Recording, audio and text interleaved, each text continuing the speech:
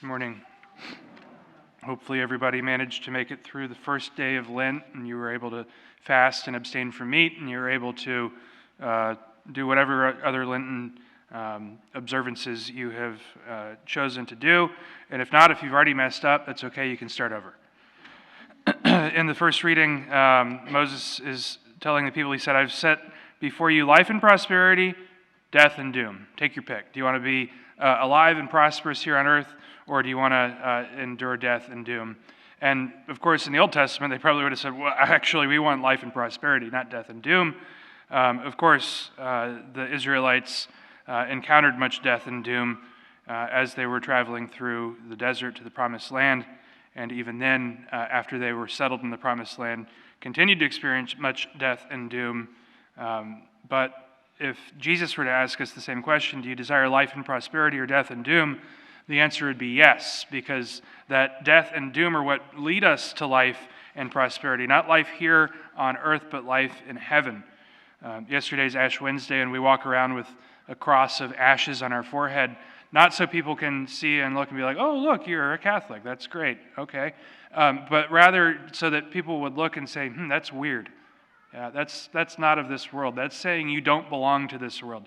That's saying you don't belong to the here and now. That's saying you are set apart as something entirely different. That while you endure the death and gloom of this present age, you are preparing yourself for a life of prosperity in heaven. So Jesus tells his disciples, he foretells what's going to happen. He said, the Son of Man must suffer greatly and be rejected. Not he might, or not, maybe he'll suffer, but he must suffer greatly and be rejected. And for us to imitate Christ as well, we are called to suffer greatly and to be rejected.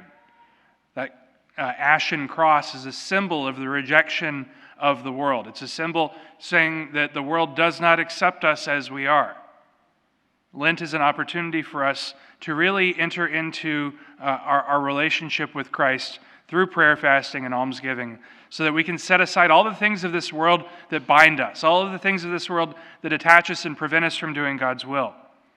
And so Jesus says, if anyone wishes to come after me, not if some wish to, but if anyone, any person who chooses to come after me must deny himself and take up his cross daily and follow me. Take up his cross daily. I like that in Matthew, that word daily is included. In the other Gospels, it just says take up his cross. But to take up his cross daily, each and every day, to say, yes, Lord, I choose to do this. I choose to do your will. I'm going to embrace the hardship. I'm going to do the thing that is difficult. If we think about it in terms of athletes, they got to practice every day. They got to work out a bunch. Or musicians, they got to practice. They got to sit there and play the scales. They got to sit there and do all the stuff. They got to turn on their little metronome and it, goes back and forth. They can't just simply come and, sit down at the organ on Sunday and say, I'm going to play a little ditty. Or they can't just walk out, into Truist Park and say, yeah, I've, been sitting around since last season, but I'm going to just walk up and smack a homer. Maybe if they're all roided up, they can do that, but that's cheating. And so we have to recognize that we are called to practice being Christians. We are called to practice acts of charity. We are called to practice doing the will of God. We can't just show up on Sunday and say, all right, here we go. Go back to the world for the rest of the week. But rather, we have to take up our cross daily. We have to embrace it daily. And during Lent, we kind of find crosses to embrace. And the beauty of doing penance in that way means that when crosses present themselves to us, larger crosses, difficult crosses, crosses of true suffering, of death, of illness, that we can embrace those crosses readily because we've practiced in embracing our cross daily.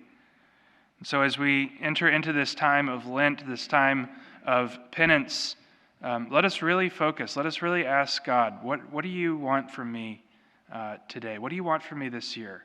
How can I allow you to transform me? How can I really listen to your words that say, I do will that you be made clean? How can I cooperate with your will so that I can be made clean? Let us continue to ask the Lord that he may purify us and sanctify us throughout this time of Lent.